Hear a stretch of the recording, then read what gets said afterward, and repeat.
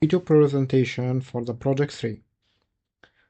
I will briefly go over the Word document I have written, explain my code in detail, and demonstrate some of the test cases that I have for this project.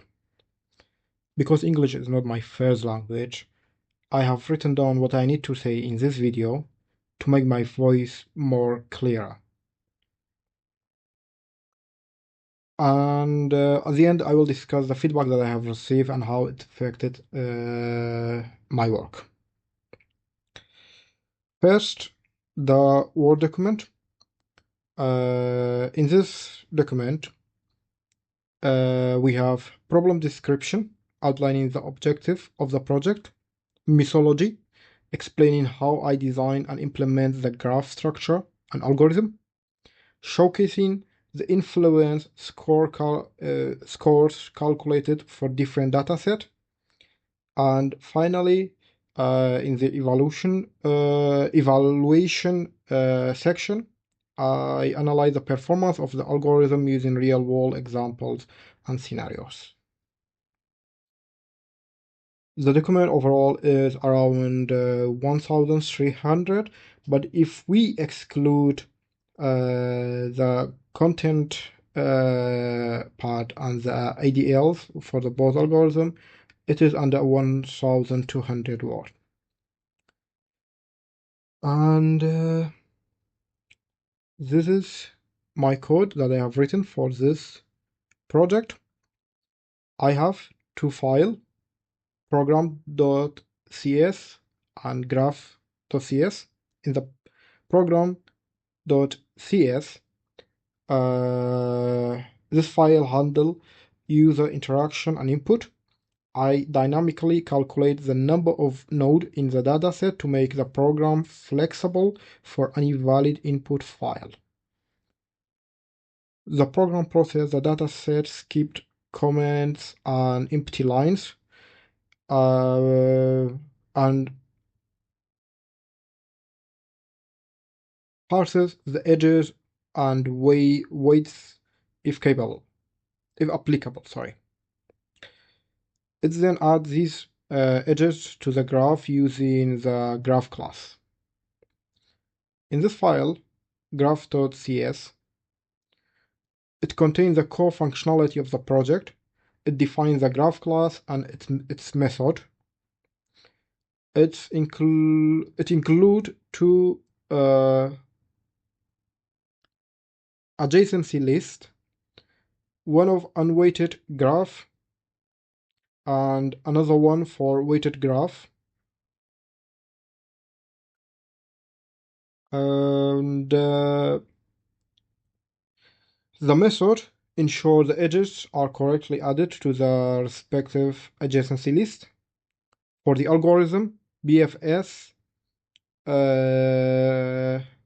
this one that I highlighted in the comment too, is implemented for unweighted graph to calculate the shortest path distance. And ambidextrous algorithms is used for weighted graph to calculate the distance. Sorry for my pronunciation. As I mentioned earlier, I have written down, but still English is not my first language. And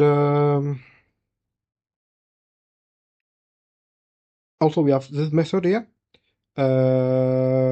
which is influence the score for each node based on the graph type, summing the distance and driving score accordingly.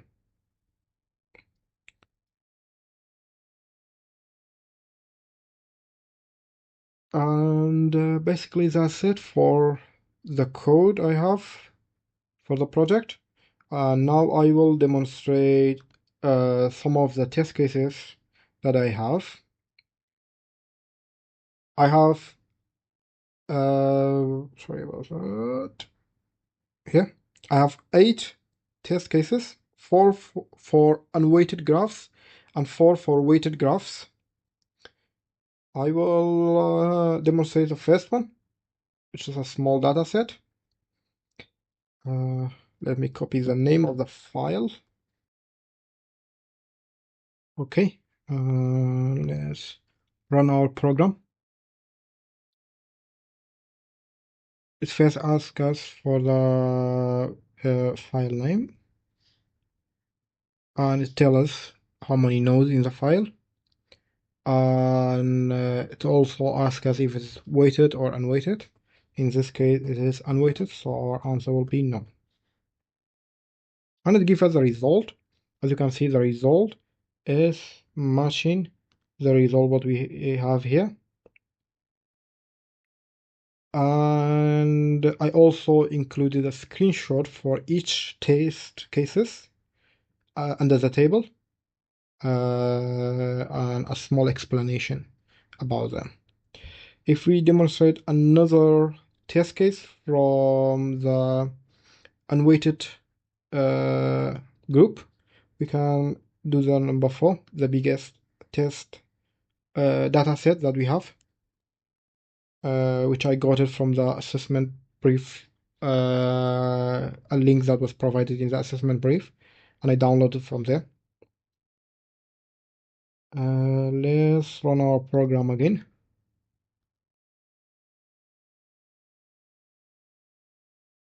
Our answer is still no, it's unweighted. And as you can see, the program shows that it can handle a big data set. And we will also demonstrate two from the unweighted group. We can go with number 6, which is contain 4 nodes. Run soft program again. File name, and yes, this time is unweighted. This time, sorry, is weighted. And that's our result. And we can also demonstrate number 8, our larger data set we have for weighted one. It contains 50 nodes. Again, let's run the program. The name, I'll say yes, and this the result.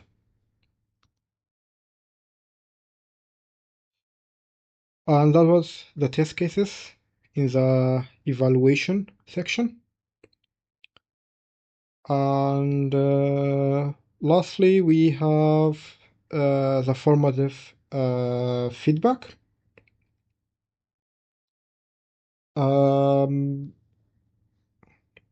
The feedback I have received, the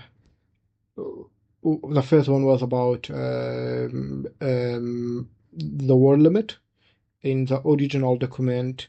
When I included the evaluation part and the feedback part, it was nearly 2,000 words. I reduced that to 1,200. If you exclude, like I say, the ADLs and this section. And other feedback that I have received, I added real-world examples, explain the time complexity of for significant steps in my algorithm. I specify whether I use standard library data structure or implement them from scratch. I ensure my program relies on data sets rather than manual graph creation. And that's it. That's my video presentation for the Project 3. I hope you liked it. Thank you so much.